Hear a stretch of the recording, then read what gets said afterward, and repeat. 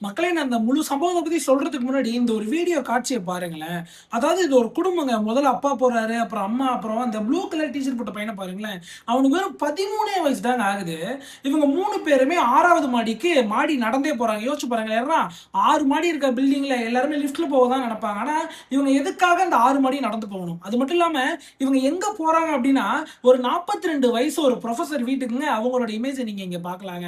ஏங்க என்ன தெரியுமாங்க அந்த 3 பேரும் குடும்பமா சேர்ந்து அந்த ஒரு அறைக்குள்ள போய் பண்ணானுங்க. அதெல்லாம் சொல்லும்போது உண்மையிலேயே சொல்றேன், உங்களால ஏத்துக்கவே முடியாது. இப்படி ஒரு சம்பவம் நடந்துச்சுன்னு நம்பவே முடியாதுங்க. இத இன்வெஸ்டிகேஷன் பண்ண ஹையஸ்ட் ப்ரொஃபைல் உள்ள பெரிய பெரிய டாப் போலீஸ் ஆபீசர்ஸ் எல்லாருமே இந்த சம்பவத்த பார்த்து ரொம்பவே டிஸ்டர்ப் ஆயிருக்காங்க. ஏன்னா இது அந்த அளவு ஒரு பயங்கர டிஸ்டர்பிங்கான ஒரு கேஸுங்க. இத பத்தி பார்க்கறப்ப உங்களுக்கே புரியும். இவனுங்க எதுக்காக 3 பேர் அங்க போனானுங்க? அந்த பைக்குள்ள எதுக்காக ₹1,00,00,000 பணம் எடுத்துட்டு போனானுங்க? இப்ப உதாரணத்துக்கு நீங்க வெளியூருக்கு ஒரு ட்ரிப் போறீங்கன்னு வைங்களேன். எத்தன செட்டுங்க ட்ரெஸ் மாத்தி எடுத்துட்டு போவீங்க? ஒரு 4 ட்ரெஸ் அப்படிங்கிறது அதிகபட்ச அளவுல.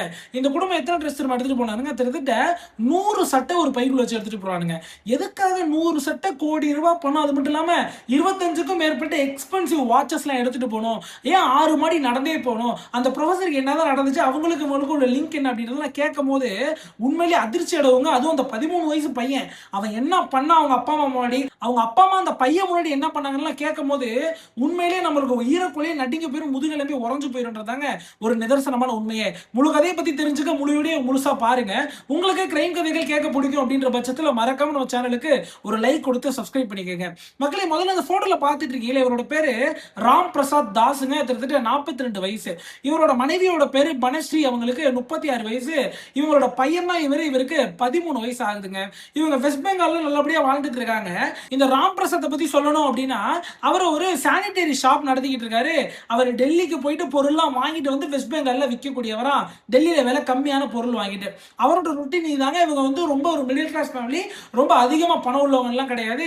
ஒரு சின்ன ஒரு குறுகிய இடம், உங்களுக்கு சொந்தமான நிலம் இருக்கு வெஸ்ட் பெங்கால்ல, அதுல தான் வாழ்ந்துகிட்டு இருக்காங்க.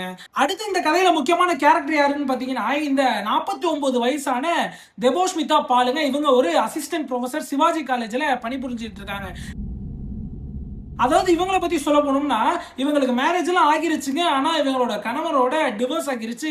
ஏன்னா கணவருக்கு இன்னொரு அஃபேர் வந்ததுனால இவங்களுக்கு அவரோட வாழ பிடிக்காம இவங்க தனியா சம்பாதிக்கிறாங்க. ஒரு நல்ல ஒரு கௌரவமான ஒரு பொசிஷன்ல இருக்காங்க அசிஸ்டன்ட் ப்ரொஃபஸரா. அதனால வந்து நான் தனியா என்ன பார்த்துப்பேன் அப்படின்ட்டு தனியா வந்து ஒரு வீடு எடுத்து டெல்லியில வாழ்ந்துகிட்டு இருக்காங்க. அவங்களோட காலேஜோட பணிக்கு போய்கிட்டு ஹஸ்பண்ட பிரிஞ்சு வாழ்ந்துட்டு இருக்காங்க. அபிஷியலா 2 பேருமே டிவோர்ஸ் ஆயிட்டாங்க. இதுதான் இந்த 2 குடும்பத்தை பத்தின கதை. இப்போ உங்களுக்கு ஓரளவு அந்த குடும்பத்தை பத்தி புரிஞ்சிருக்கும்னு நினைக்கிறேங்க. கரெக்டாங்க ஜூன் 2ஆம் தேதி என்ன நடக்குது அப்படின்னா, அந்த ராம் பிரசாத் தன்னோட மனைவி, தன்னோட 13 வயசு மகனை அழைச்சிக்கிட்டு பெங்கால்ல இருந்து டெல்லி கிட்டத்தட்ட ஒரு 1400 கிலோமீட்டர் டிராவல் பண்ணி வந்து ஒரு கெஸ்ட் ஹவுஸ் எடுத்து தங்க ஆரம்பிக்கிறாருங்க. கெஸ்ட் ஹவுஸ்ல தங்கின பிறகு ஜூன் 3ஆம் தேதி என்ன செய்யறாரு அப்படின்னா, அந்த தெபோஷ்மிதா பாலுக்கு கால் பண்ணி நான் உங்களை வந்து பார்க்க வரேன் அப்படின்ற மாதிரி ஃபர்ஸ்ட் மெசேஜ் போடுறாரு. அவங்க வந்து ஆச்சரியமா கேட்கறாங்க, ஏன் திடீர்னு என்ன பார்க்க வரீங்க அப்படின்ற மாதிரி.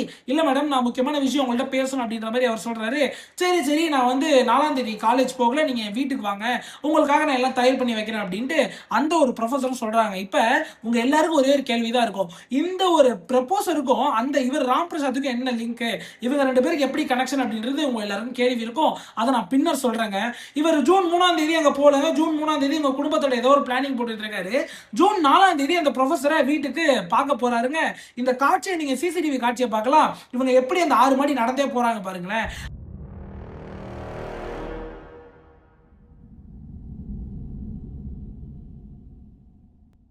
அவங்க முகம் எல்லாமே கவர் செய்யப்பட்டிருக்கு. எதனால அப்படின்றது நான் உங்களுக்கு சொல்ல உங்களுக்கு புரியுங்க. ஃபர்ஸ்ட் ராம் பிரசாத் போறாரு, ஒரு பேக் மாட்டிருக்காரு, அவரோட முகத்தை மறைச்சிருக்காரு. அதுக்கப்புறம் அவரோட மனைவி பனஸ்ரீ போறாங்க, அவங்களையுமே அவங்க முகத்தை மறைச்சிருக்காங்க. ஆனா அந்த 13 வயசு பையன் அந்த ஒரு முகம் எதுவுமே கவர் பண்ணாம அவருமே அந்த மாடிக்கு போறாருங்க. மாடிக்கு போய் இவனுக்கு பண்ற கதையை கேட்டியா தானே உங்களால நம்பவே முடியாதுங்க.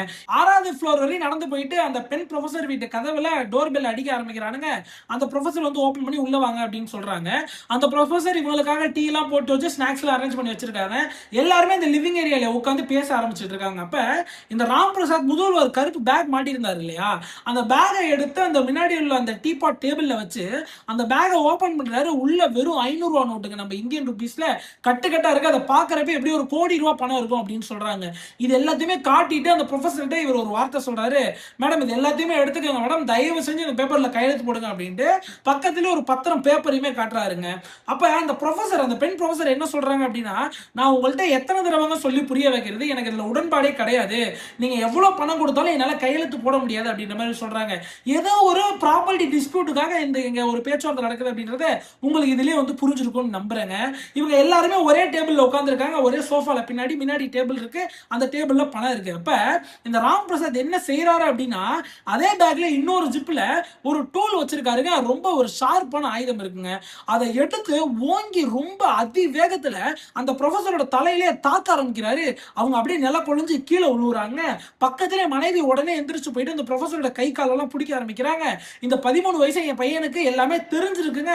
அவன் அப்படியே அமைதியா உட்காந்து பார்த்துட்டு இருக்கான். ஏன்னா இந்த ஃபேமிலி, இந்த ராம் பிரசாத் அவங்களோட மனைவியுமே தன்னோட 13 வயசு பையனுக்கு இங்க என்னென்ன நடக்க போகுது, நாங்க என்னென்ன செய்ய போறோம்னு எல்லாம் சொல்லி தான் கூட்டு வந்திருக்கானுங்க. அதனால அந்த பையன் பொறுமையா அந்த இடத்துல உட்காந்துட்டு அந்த ப்ரொஃபசர் வச்சிருந்த ஸ்நாக்ஸா இருக்கட்டும், அந்த சாய், அந்த டீயா இருக்கட்டும், எல்லாத்தையும் சாப்பிட்டுட்டே அவங்க அம்மா அப்பா செய்யறத வேடிக்கை பார்த்துட்டே உட்காந்துருக்கான். இப்படி அடிச்சவன் என்ன விட்டுருங்க விட்டுருக்கான்னு அந்த ப்ரொஃபசர் ரொம்ப கத்திருக்காங்க. ஏன் இப்படிலாம் செய்றீங்க அப்படின்ட்டு வழியில இவன் என்ன பண்ணிருக்கான், திருப்பியும் வச்சிருந்த இன்னொரு ஷார்ப்பான ஆயுதத்தை வச்சு அந்த ப்ரொஃபசரோட தலையில கரெக்டா 10 தடவை தாக்குறாங்க. அதுல அவங்களோட உயிரும் பிரிஞ்சு போயிருதுங்க. இது எல்லாமே இந்த 13 வயசு பையன் கண் முன்னாடியே பண்ணிட்டு இருக்கானுங்க. அப்ப இந்த ராம் பிரசாத்தோட மனைவி என்ன செய்யறா அப்படின்னா, அந்த ப்ரொஃபசரோட 2 கைகளையுமே அந்த ரிஸ்ட் பகுதியில அவ தாக்க ஆரம்பிக்கிறா. அதாவது பிளேட வச்சு இது பண்ண ஆரம்பிக்கிறா. அதுலயுமே ரத்தப்போக்கு அதிகமா ஏற்படுது. அந்த லிவிங் ஏரியா ஃபுல்லாமே பிளட் ரொம்ப அதிகமா பரவுதுங்க. இப்ப இவ்வளவு முடிச்சுட்டு இதுக்கப்புறம் செய்யறதானுங்க இவனுங்க என்ன பண்றாங்க, உள்ளே லாக் பண்ணிருக்கா அப்படின்னு வெளியில போயிட்டு கதவை எல்லாம் செக் பண்ணிட்டு வந்துட்டு வெளியில எட்டி போய் யாரா இருக்காங்களா அப்படின்னு ஃபுல்லா பார்த்துட்டு உள்ள வந்த பிறகு அவங்களோட அந்த ப்ரொஃபசரோட அறையில உள்ள ஒரு ரெஸ்ட் ரூம்ல போயிட்டு இந்த கணவனும் மனைவியும் ஒன்னா குளிக்க ஆரம்பிக்கிறாங்க. அவங்க அவங்க போட்டிருந்த ட்ரெஸ் முழுக்க அந்த ரத்த கரிகள் இருந்ததுனால அதையுமே வாஷ் பண்ணிட்டு இவங்க வச்சிருக்க டூல்ஸ்ல உள்ள ரத்த கைகள்லாம் வாஷ் பண்ணிட்டு இருக்காங்க. அப்ப வந்து அந்த ராம் பிரசாத் தன்னோட 13 வயசு பையன்ட்ட, நீ இங்கேயே உட்காந்துட்டு இந்த சடலத்தை பார்த்துக்கோ, நாங்க போய் குளிச்சுட்டு வந்துடும் சொல்லிட்டு போறாருங்க. அப்ப எந்த அளவு ஒரு பயங்கரமான விஷயமா இருக்குன்றத பாருங்களேன். ஒரு சொட்டு பயம் இல்லாம அந்த பையன் அதே இடத்துல உட்காந்து சரி நான் பாத்துக்கிறப்பான்னு சொல்லிட்டு அந்த இடத்துல உட்காந்துருக்கா. இவனுங்க 2 பேரும் போய் குளிக்க ஆரம்பிக்கிறானுங்க. குளிச்ச பிறகு ட்ரெஸ் எல்லாம் மாத்த ஆரம்பிக்கிறானுங்க. கையிலே திருத்துட்டு நிறைய ட்ரெஸ்ஸுங்க, 20 செட்டு மேல ட்ரெஸ் வச்சிருக்கானுங்க. அந்த ட்ரெஸ் எல்லாம் மாத்தி ஆரம்பிக்கிறானுங்க. இவனும் ட்ரெஸ் மாத்துறான், இவனோட மனைவியை மாத்துறாங்க. மகனுக்கு மாத்துறதுக்கு இவனுக்கு மறந்துடுறானுங்க. அதுக்கப்புறம் என்ன செய்யறானுங்க அப்படின்னா, லைட்டா உள்ள பிளட் எல்லாம் க்ளீன் பண்றானுங்க. அப்புறம் க்ளீன் பண்ண முடியாதுன்னு தெரிஞ்சதுனால இதை அப்படியே போட்டுட்டு போயிடலாம் அப்படின்ட்டு அந்த இடத்துல இருந்து எதையுமே எடுக்கலங்க. அந்த ப்ரொஃபசரோட சாம்சங் மொபைலை மட்டும் கையில எடுக்கிறானுங்க. கையில எடுத்துட்டு அந்த இடத்துல இருந்து இறங்க ஆரம்பிக்கிறானுங்க. திருத்திட்டு ஒரு அரை மணி நேரத்துல இறங்கி வந்துடுறானுங்க. அரை மணி நேரத்துல இந்த சம்பவம் எல்லாம் நடந்திருக்கு. திருப்பியுமே இந்த 6 பிளாட் நடந்தா வரானுங்க. அப்படி நடந்து வரப்பயே அந்த ஒரு அபார்ட்மெண்ட்ல 2 வகையான வழி இருக்கு. ஒன்னு லெஃப்ட் சைடுல இருக்கு, இன்னொன்னு ரைட் சைடுல இருக்கு. இவனுங்க என்ன பண்றானுங்க, தாயும் மகனும் ஒரு சைடு நடந்து வரானுங்க, கணவன் இன்னொரு சைடு. அப்படியே 2 பேரும் நம்ம எல்லாரும் ஒன்னா போக வேணாம், நம்மள வந்து இவங்க ஈஸியா ட்ராக் பண்ணிடுவாங்க நாளைக்கு போலீஸ், அதனால நம்ம பிரிஞ்சு போலாம் அப்படின்னு இவங்க பிளான் பண்ணி திருத்திர பிரிஞ்சு கீழே இறங்குறானுங்க. கீழே இறங்கிட்டு என்ன செய்யறானுங்க அப்படின்னா, இவனுங்க ஆல்ரெடி இந்த இவங்களோட ப்ரொஃபஸரோட வீட்டுக்கு எதில் வந்திருக்கானுங்க அப்படின்னா ஒரு கேப் புக் பண்ணி தான் வந்திருக்கானுங்க. அந்த கேபும் வந்து அங்கேயே தான் வெயிட் பண்ணிட்டு இருக்கு. கீழே சொல்லிட்டு தான் வந்திருக்கானுங்க டிரைவர்கிட்ட, ஒரு அரை மணி நேரம் மேலே போயிட்டு அவங்கள பார்த்துட்டு வந்துடுறேன் அப்படின்னு சொல்லிட்டு தான் வந்திருக்காங்க. கேப் டிரைவரும் நான் வெயிட் பண்றேன், வெயிட்டிங் டைமுக்கு இவ்வளவு சார்ஜ் ஆகும்லாம் சொல்லிடுறாரு. சரி ஓகேன்னு அக்செப்ட் பண்ணிட்டு இவனுங்க கீழே இறங்குறானுங்க. அந்த கேப் டிரைவர் அங்கேதான் நிக்கிறாரு. அந்த கேப்ல ஏற ஆரம்பிக்கிறானுங்க. கேப்ல ஏறிட்டு கேப் டிரைவர்கிட்ட இவங்க ஒரு இடம் சொல்றாங்க. கேப் டிரைவர் கேட்கிறாரு, ஏன் ஹோட்டலுக்கு நம்ம திருப்பி போல அப்படின்ட்டு. இல்ல இல்ல நான் சொல்ற இடத்துக்கு போ அப்படின்ற மாதிரி சொல்றாங்க. கேப் டிரைவர் சரி அப்படின்னு இன்னொரு இடத்துக்கு போறாருங்க. அந்த இடத்துல ஒரு டிராபிக் சிக்னல், அங்க இறங்குறானுங்க. அங்க இறங்கின பிறகு ஒரு ஆட்டோல ஏறுறாங்க. அந்த ஆட்டோல ஏறுறதுக்கு முன்னாடி ஒரு அதிர்ச்சியான விஷயம் அவனுங்க செய்யறானுங்க. அந்த சிக்னல்ல இறங்க பிறகு பக்கத்துல இருக்க ஒரு கட்டண கழிவறைக்கு போயிட்டு காசு கொடுத்துட்டு உள்ள போயிட்டு இவனுங்க 2 பேரும் திருப்பி ட்ரெஸ் சேஞ்ச் பண்றானுங்க. இந்த புருஷனும் பொண்டாட்டியும் ட்ரெஸ் சேஞ்ச் பண்ண பிறகு அந்த ட்ரெஸ் சேஞ்ச் பண்றப்ப தன்னோட 13 வயசு பையனை பேக்கை பாத்துக்கன்னு சொல்லிட்டு வெளியில நிக்க வைக்கிறாங்க. அந்த பேக்ல தான் அந்த டூல்ஸா இருக்கட்டும், அந்த 1 கோடி ரூபாய் பணமா இருக்கட்டும் எல்லாமே இருக்கு. அப்படி இருக்கப்ப அவனுக்கு ட்ரெஸ் மாதிரி வெளியே வரானுங்க. வெளியே வந்தவனுங்க அங்க ஒரு ஆட்டோ பிடிக்கிறானுங்க. ஆட்டோல கொஞ்சம் தூரம் போன பிறகு ஒரு இடத்துல இறங்கி ஒரு சின்ன ஒரு ஹோட்டல் இருக்குங்க, ஒரு 3 ஸ்டார் ஹோட்டல் இருக்கு. அங்க போயிட்டு செக் இன்லாம் பண்ணாம அந்த ஹோட்டல் ஓனர்கிட்ட இந்த மாதிரி வந்து நாங்க வெளியூர்ல இருந்து வரோம், நாங்க ஜஸ்ட் ரெஸ்ட் ரூம் மட்டும் யூஸ் பண்ணிக்கலாமான்னு கேட்டு அதுக்கு எவ்வளவு பே பண்ணணும்னு கேக்குறாங்க. 300 ரூபாய் அப்படின்னு சொல்றாரு. 300 ரூபாய் பே பண்ணிட்டு இவங்க 3 பேரும் போய் ரெஸ்ட் ரூம் மட்டும் யூஸ் பண்றாங்க. அந்த ரிஜிஸ்டர்ல எதுவும் செக் இன்லாம் பண்ணல. ஏன்னா அவங்க வந்து அங்க தங்க போறதுல ஜஸ்ட் வாஷ்ரூம் மட்டும் தான் யூஸ் பண்றதுனால அவங்க செக் இன் ரிஜிஸ்டர்ல செக் இன்லாம் பண்ணாம நீங்க போய் ரெஸ்ட் ரூம் மட்டும் யூஸ் பண்ணுவாங்க, 1 ஹவருக்குள்ள வந்துருங்கன்னு சொல்லி விடுறாரு ஓனர். இவங்க 3 பேரும் போறாங்க. திருப்பி அதே மாதிரி தான் பேக்கை பாத்துக்கன்னு சொல்லி 13 வயசு பையில உட்கார சொல்லிட்டு ஹால்ல இவங்க 2 பேரும் போய் திருப்பி ட்ரெஸ் மாத்துறானுங்க. திருப்பி ட்ரெஸ் மாத்திட்டு வந்து வெளியில இருக்க கேப்ல ஏறி பக்கத்துல உள்ள ரயில்வே ஸ்டேஷனுக்கு போறானுங்க. இருக்கானுங்க. ரயில்வே ஸ்டேஷனுக்கு போன பிறகு ரயில்வே ஸ்டேஷன்லயும் ஒரு இடம் அந்த வெயிட்டிங் ஏரியா இருக்கும்ல, அதுல வந்து ₹20 பணம் கொடுத்து அந்த ஒரு ரெஸ்ட் ரூம்லயும் போயிட்டு திருப்பி அவனுங்க 2 பேரும் ட்ரெஸ் சேஞ்ச் பண்றானுங்க. அப்ப கிட்டத்தட்ட ஒரு 4ல இருந்து 5 முறை ட்ரெஸ் சேஞ்ச் பண்ணிட்டே இருந்திருக்கானுங்க. ட்ரெஸ் சேஞ்ச் பண்ண பிறகு அங்க ஒரு ட்ரெயினை பிடிச்சி கரெக்டா 5:40க்கு ட்ரெயின் எடுக்கிறானுங்க ஈவினிங் போல. அதாவது ஜூன் 4ஆம் தேதி 5:40க்கு ட்ரெயின் எடுத்து பெங்காலுக்கு கிட்டத்தட்ட 1400 கிலோமீட்டர் டெல்லியில இருந்து பயணம் பண்ண ஆரம்பிக்கிறானுங்க. அப்ப இவனுங்க என்ன யோசிக்கிறானுங்க அப்படின்னா, எப்படிடா போலீஸால கண்டுபிடிக்க முடியும்? நம்மளோட முகமும் தெரியாது, நம்ம எத்தனை மோட் ஆஃப் டிரான்ஸ்போர்ட் பயன்படுத்தி இருக்கோம், நம்மள ட்ராக் பண்ணவும் முடியாது, எதுவுமே அவனுங்களால முடியாது. அதுவும் 1400 கிலோமீட்டர்ல இருந்து ஒருத்தன் இந்த ஏரியாவுக்கு வந்து அந்த ஒரு ப்ரொஃபஸரோட உயிரை எடுத்திருக்கான் அப்படின்ட்டு யாருமே யோசிக்க கூட மாட்டாங்கன்ற மாதிரி அவ்வளோ கெத்தா அவ்வளோ தைரியம் அந்த ராம் பிரசாத் அப்படின்றவன் சிரிச்சுக்கிட்டே தன்னோட குடும்பத்தோட டிராவல் பண்ணி பெங்காலுக்கு போயிட்டாங்க. இப்ப ஜூன் 5ஆம் தேதி என்ன நடக்குது அப்படின்னா, அந்த இறந்து போனாங்களங்க அந்த ப்ரொஃபஸர், அவங்களோட தங்கச்சி தொடர்ச்சியா ப்ரொஃபஸருக்கு கால் பண்ணிக்கிட்டே இருக்காங்க, அட்டனே பண்ணலங்க. என்ன நம்மளோட அக்கா அட்டனே பண்ண மாட்டாங்களே, இப்படிலாம் இருக்கவே மாட்டாங்களே அப்படின்ட்டு அவங்க தங்கி இந்த அப்பார்ட்மெண்ட்டுக்கு வராங்க. கதவு வெளியில பூட்டி இருக்கு. இப்படிலாம் நடக்கவே நடக்காது, நம்ம அக்கா ஒரு மாலுக்கு போனா கூட நம்மள்ட்ட சொல்லிட்டு தானே போவாங்க, ஏன்னா கதவை மூடிட்டு கால் எடுக்க மாட்டாங்களே அப்படின்னு சந்தேகப்பட்டு அங்க உள்ள செக்யூரிட்டி எல்லாம் கூப்பிடுறாங்க. என்ன அக்கா வெளியிலே வரல? அங்கேயும் சொல்றாங்க, இல்ல மேடம் 2 நாளா வெளியிலே வரல, அவங்க காலேஜுக்கும் போல, எப்பவுமே நான் காலேஜ் போறப்ப அந்த அம்மாவை பார்த்து வணக்கம் வைப்பேன், அவங்க காலேஜுக்கும் வரல அப்படின்ற மாதிரி செக்யூரிட்டி சொல்றாரு. காலேஜுக்கு போன் அடிச்சாலும் ஆமா காலேஜுக்கு அவங்க வரல அப்படின்ட்டு வேற எதுவும் தகவல் தெரியுமான்னு கேட்கறாங்க. இல்ல எங்களுக்கு எதுவுமே தெரியாது, லீவ் மட்டும் அவங்க அப்ளை பண்ணியிருந்தாங்க அப்படின்ற மாதிரி சொல்றாங்க. லீவ் அப்ளை பண்ணிட்டு வீட்லயே இருப்பாங்க அப்படின்னு யோசிச்சுக்கிட்டு சரி கதவை உடைக்கலாம் அப்படின்ட்டு அங்க உள்ள ஆட்களை வச்சு கதவை உடைக்கிறாங்க. கதவை உடைக்கிறப்ப இந்த சைடு போலீஸ் எல்லாரையும் கூப்பிட்டாங்க. கதவை உடைச்சு உள்ள போறவங்க தான் நிறைய ரத்தக்கரைகள் இந்த ஹால் முழுக்க பாக்குறாங்க. அந்த ஹாலுக்கு பக்கத்துல இவங்களோட ரூம்ல அந்த பெட்டுக்குள்ளேயே அவங்களோட சடலமும் இருக்குங்க. அதுவுமே அந்த தலை பின்தலை எல்லாமே வந்து பிளக்கப்பட்டிருக்கு. இதுல முக்கியமா அவங்க சொல்லக்கூடிய டீடைல் என்ன அப்படின்னா, ரொம்ப ரொம்ப வந்து அவங்கள வந்து எப்படி சொல்றதுங்க, ரொம்ப பயங்கரமா தாக்கியிருக்குது. அதை பார்த்தாலே தெரியுது சடலத்தை பார்த்தாலே, ஏன்னா அந்த கண் விழிகள் எல்லாமே வெளியே வந்திருக்கு அப்படின்றது சொல்றாங்க. இதை பார்த்து அலறி அடிச்சுட்டு போலீஸும் விரைந்து அந்த இடத்துக்கு வராங்க. போலீஸால சுத்தமா கிராக் பண்ணவே முடியலங்க, ஏன்னா ரொம்ப தெளிவா பண்ணியிருக்கானுங்க, எந்த ஒரு ஃபோர்ஸ் என்ட்ரி எதுவுமே கிடையாது. அப்ப யாரோ தெரிஞ்சவங்க தான் இங்க வந்திருக்காங்கன்னு தெரியுது. இவங்களோட கால் ஹிஸ்டரி யாரெல்லாம் அவங்க ரீசெண்டா பேசியிருக்கான்னு பாக்குறப்ப இவங்களோட போனுமே அங்க இல்ல. அப்ப எவனோ ஒருத்தர் ரொம்ப பயங்கரமா பிளான் பண்ணிருக்கான் அப்படின்றது போலீஸ்க்கு புரியுதுங்க. சுத்தி உள்ள சிசிடிவி எல்லாம் செக் பண்றாங்க, எந்த சிசிடிவிலையும் எந்த ஒரு காட்சியுமே கிடைக்கலங்க. அப்ப போலீஸ் ஆபீசர்ஸ் ஒரு விஷயத்தை நோட் பண்றாங்க, இங்க அதிகப்படியான ஸ்விக்கி அந்த ஜொமேட்டோ டெலிவரி பாய் சுத்திக்கிட்டு இருப்பாங்களே இந்த அபார்ட்மெண்ட் சுத்தி, அவங்கள்ட்ட எதனா துப்பு கிடைக்குதான்னு பார்ப்போம் அப்படின்ட்டு அவங்களுக்கு துப்பு தேடுறாங்க. கிட்டத்தட்ட 200க்கும் மேற்பட்ட அந்த டெலிவரி டிரைவர்ஸ்ட விசாரிக்க ஆரம்பிக்கிறாங்க. அதுல இருந்து எந்த ஒரு துப்புமே வரலங்க. அப்பதான் போலீஸ்க்கு இந்த ஒரு சிசிடிவி காட்சி கிடைக்குது. இவனுக்கு 3 பேர் 6 மணிக்கு நடந்தே போனது. அப்ப ஆரம்பத்துல இதை பார்த்துட்டு ஏதோ ஒரு குடும்பம் எங்கேயோ போயிருக்காங்கன்னு யோசிக்கிறாங்க. அப்புறம் தான் போலீஸ் கிட்டத்தட்ட 6 மாடி வரையும் இவனுக்கு ஏறி போயிருக்கானுங்க. எதுக்காக லிஃப்ட் யூஸ் பண்ணாம 6 மாடி வரையும் போயிருக்கானுங்க அப்படின்னு போலீஸ்க்கு ஒரு சந்தேகம் ஏற்படுதுங்க. உடனே இதுல ஃபேஸ் எதனா செக் பண்ண முடியுமான்னு பாக்குறாங்க. ஜூம் பண்ணி எல்லாம் பாக்குறாங்க, என்ஹான்ஸ் பண்ணி பாக்குறாங்க. அவங்களால இதுல ஃபேஸ் ஐடென்டிஃபை பண்ண முடியல. ஆனா அந்த 13 வயசு பையனோட ஃபேஸை ஓரளவு ஐடென்டிஃபை பண்ணிட்டாங்க போலீஸ். சரி இதை வச்சு எதனா துப்பு கிடைக்குதா அப்படின்ட்டு அங்க உள்ள சுத்தி உள்ள எல்லா கேப் டிரைவர்ஸையும் வர வச்சு எல்லார்ட்டையுமே ஒரு மீட்டிங் போடுறாங்க.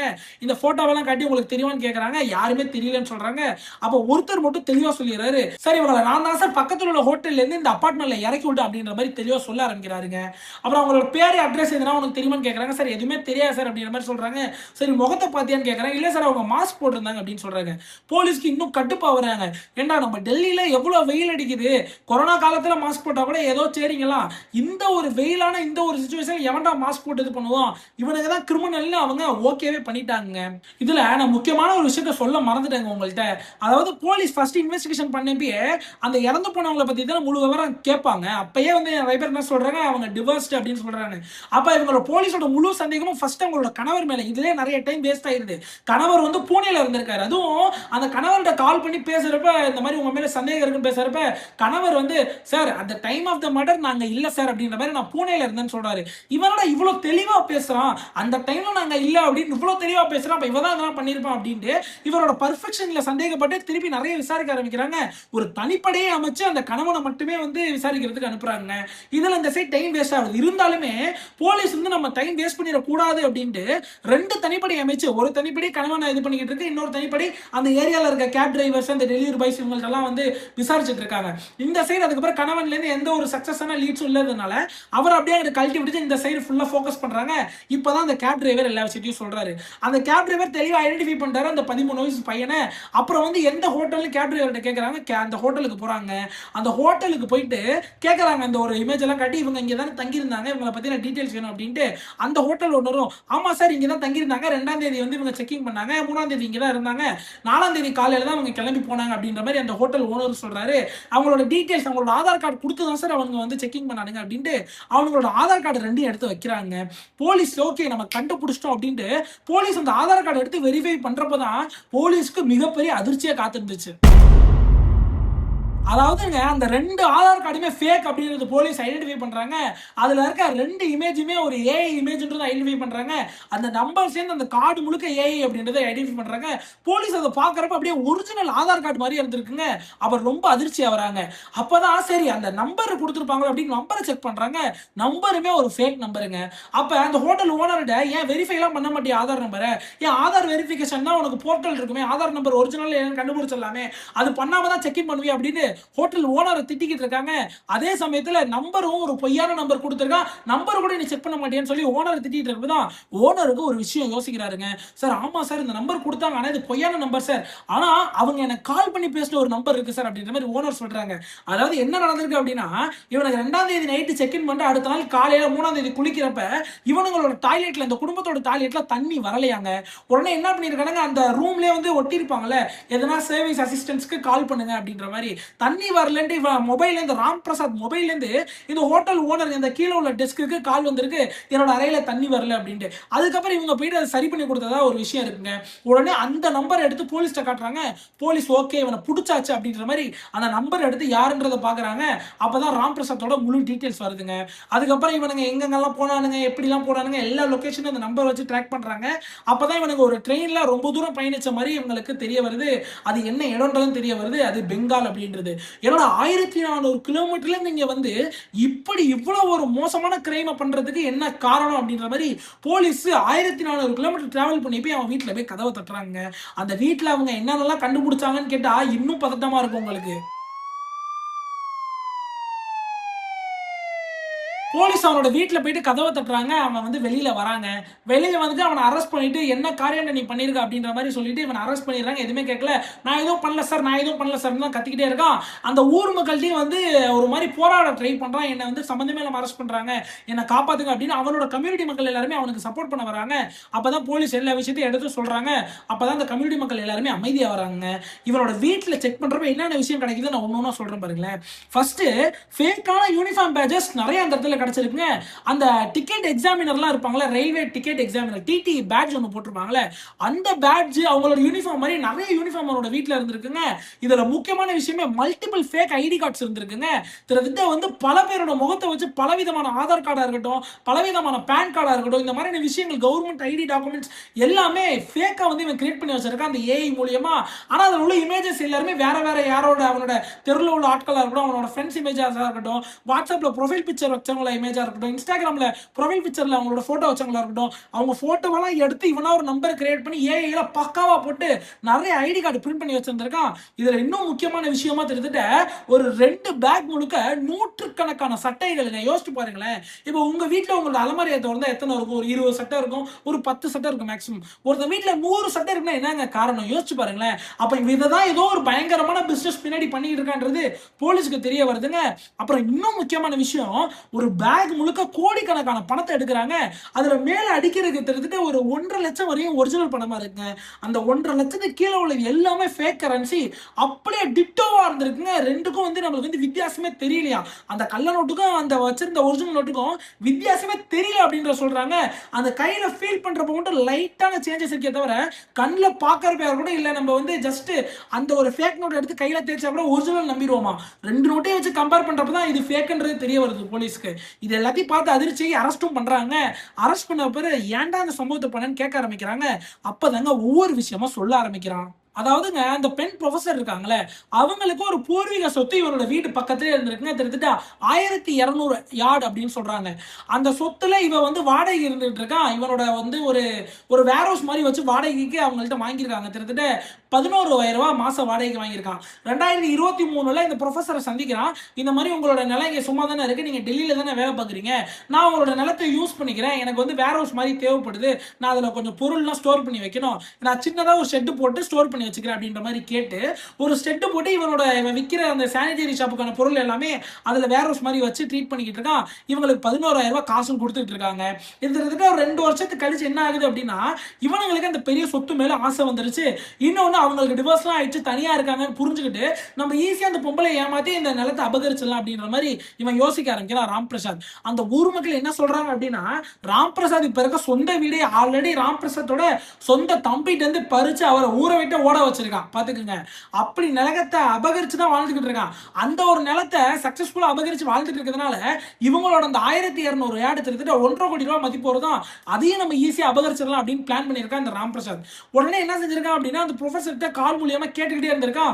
அவங்க தெளிவா சொல்லிட்டாங்க, இங்க பாருங்க எனக்கு பணத்து மேல ஆசையே கிடையாது, நான் ப்ரொஃபஸரா இருக்கேன், ஓரளவு நல்லா சம்பாதிக்கிறேன், அது வந்து என்னோட தாத்தா பாட்டி காலத்துல இருந்து வந்துகிட்டு இருக்கு, அது வந்து என்னோட பரம்பரை சொத்து, அதை நாங்க எங்கேயும் விற்கிறதா கிடையாது, பெங்கால்ல எங்களுக்கும் சொந்த நிலம் வேணும்னு தான் அது இன்ன வரையுமே இருக்கு அப்படின்ற மாதிரி தெளிவா சொல்லிடுறாங்க. இதுக்கப்புறம் என்ன செய்யறான்னு பாருங்களேன். ஆல்ரெடி இவனுக்கு ஷாப்புக்கான தேவையான பொருள் எல்லாம் டெல்லியில போயிட்டு கம்மி விலையில வாங்கிட்டு வந்துட்டு தான் இவன் பெங்கால்ல அதிக விலையில வித்துட்டு இருக்கான். அப்படியே ஜனவரி மாசம் 2025 போறாங்க டெல்லிக்கு போயிட்டு. இந்த தடவை வந்து எந்த ஒரு ஷாப்புக்கான தேவையான பொருள் வாங்க போல, இந்த ஒரு ப்ரொஃபஸர் பத்தி முழு டீட்டெயில் எடுக்கணும் அப்படின்ட்டு கிட்டத்தட்ட ஒரு வாரம் அங்க உள்ள ஹோட்டல்ல தங்கி அந்த இடத்த ஃபுல்லா ரொட்டீனை ஃபுல்லா செக் பண்ணிட்டு இருக்காங்க. அவங்க எப்போ காலேஜுக்கு போறாங்க, எப்போ வராங்க, காலேஜ் என்னைக்கு லீவ் இருக்கு, அந்த ஏரியால எங்கெங்கெல்லாம் சிசிடிவி இருக்கு, அந்த ஏரியால எங்க விலை கம்மியா ஹோட்டல் கிடைக்கும், கேப் டிரைவர் எப்படி நம்ம வந்து கூப்பிடுறது, எங்கெங்கெல்லாம் வந்து சிசிடிவி இருக்கு, எங்கெங்க சிக்னல் இருக்கு, பக்கத்துல எவ்வளவு தூரத்துல போலீஸ் ஸ்டேஷன் இருக்கு, அந்த ஒரு அபார்ட்மெண்ட்ல எங்கெங்கெல்லாம் கேமரா இருக்கு அப்படின்ற மாதிரி அந்த இடத்துல ஒரு வாரம் தங்கி சுத்தி ஃபுல்லா டீடைல் அனலைஸ் பண்ணிட்டு எல்லா டீடைல்ஸும் கலெக்ட் பண்ண பிறகு தன்னோட மனைவிட்ட வந்து சொல்ல ஆரம்பிக்கிறான். இந்த மாதிரி அவ தனியா தான் இருக்கா, அவ டிவோர்ஸ் எல்லாம் பண்ணிட்டா, எல்லா டீடைல்ஸ் சொல்லிட்டு நம்ம போயிட்டு ஃபர்ஸ்ட் பேசி பார்ப்போம், இந்த ஃபேக் கரன்சி வச்சு ஏமாத்தி கையெழுத்து வாங்கிட்டு வந்துருவோம், அது கையெழுத்து போடல அப்படின்னா நம்ம எடுத்து டூல்ஸ் எடுத்துட்டு போய் அவங்க சம்பவம் செஞ்சுட்டு வந்துடலாம் அப்படின்ற மாதிரி ஒய்ஃப்ட்ட முழு பிளானையும் சொல்லிட்டு அந்த பையனை தன்னோட மகனே பகடக்காயா யூஸ் பண்றானுங்க. நம்ம மகன் அழைச்சிட்டு போனா அந்த அளவு யாருக்கும் சந்தேகம் வராது, ஒரு ஃபேமிலியா இருக்கிறப்ப யாருமே நம்மள கிரிமினலா நினைச்சிட மாட்டாங்க அப்படின்ற மாதிரி முழு பிளானை போட்டு தன்னோட மகன்கிட்ட எல்லா விஷயத்தையும் சொல்லியிருக்கானுங்க. இதாங்க அதிர்ச்சியான விஷயம். அந்த 13 வயசு பையனுக்கு எதுவுமே தெரியாம அழைச்சிட்டு போய் பண்ணிட்டு வந்துடும்லாம் இல்ல, மகன்கிட்ட வீட்லயே அந்த பெங்கால்ல இருந்து போய் ஜூன் 2க்கு முன்னாடியே பிளான் பண்றப்பயே தான் மகன்கிட்ட அந்த மாதிரிலாம் பண்ண போற தம்பி என் கூட நீ வரணும் தம்பின்னு சொல்லிதான் அழைச்சிட்டு போயிருக்கானுங்க பாத்துக்கங்க. இப்ப அந்த மகன் தாங்க ஒரிஜினல் ஒரு எப்படி சொல்றது பவர்ஃபுல்லான விட்னஸா இருக்காரு போலீஸ்க்கு.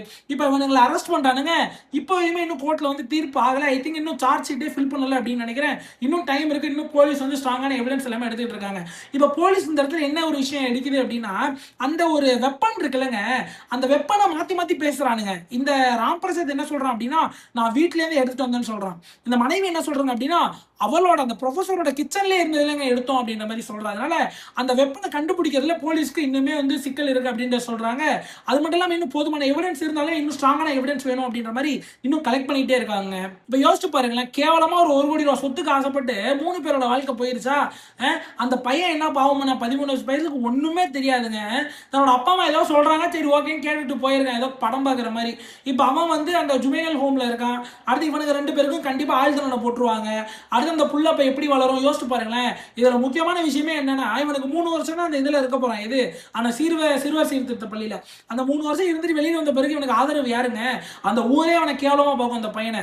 என்னடா நீ வந்து ஒரு கிரிமினலோட பையனே தான் வளருவான், அப்படி வளரவே எப்படி ஒரு நல்ல மனிதனா அந்த ஒரு சொசைட்டில வாழ முடியும்? நம்ம நல்லவனா இருந்தாலே சொசைட்டி நம்மளை அடிச்சு தலையில அடிச்சு நம்மளை வந்து கெட்டவனா மாத்திரும். அப்படி இருக்கிறப்ப இந்த பையனை யோசிச்சு பாருங்க. பெற்றோரோட ஒரு இது இல்லாம, அவனுக்கு முதல்ல பெற்றோரே கிடையாது. ஏன்னா இவ்வளவு ஒரு பயங்கரமான விஷயத்தை பண்ணிருக்கானுங்க அப்படின்னா அவனுங்கெல்லாம் ரொம்ப பயங்கரமான டெவிலுங்க.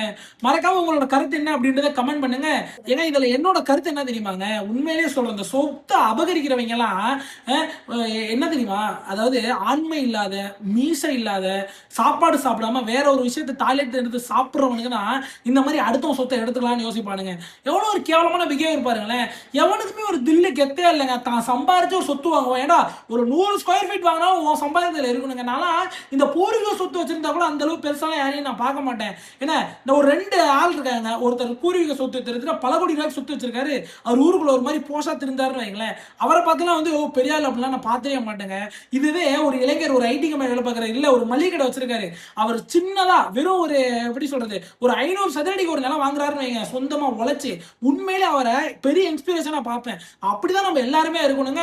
வளர்ற பசங்க எல்லாருமே அப்படிதான் நினைக்கணும். தான் உழைச்சு தான் இதுல வந்து வாங்கணும் அப்படின்றத நினைக்கணும். இந்த மாதிரி அடுத்தவன் சொத்து அபகரிக்கணும்னு நினைக்கிறதெல்லாம் உண்மையிலே கேவலத்தனங்க. ரொம்ப கோவம் வருது இந்த செய்தியை படிச்சு பார்த்துட்டு. இந்த மாதிரி நிறைய கேள்விகள் கேட்கறதுக்கு மறக்காம நம்ம சேனலை சப்ஸ்கிரைப் பண்ணிக்கோங்க. முடிஞ்சா வந்து ஷேர் பண்ணுங்க. இதெல்லாம் ஷேர் பண்ணாதீங்க. எதுக்கு அவன் நல்லதை பார்த்துட்டு நல்லபடியா இருக்கட்டும். இதெல்லாம் ஷேர் பண்ணிட்டு இருக்காதீங்க. நன்றி, வணக்கம்.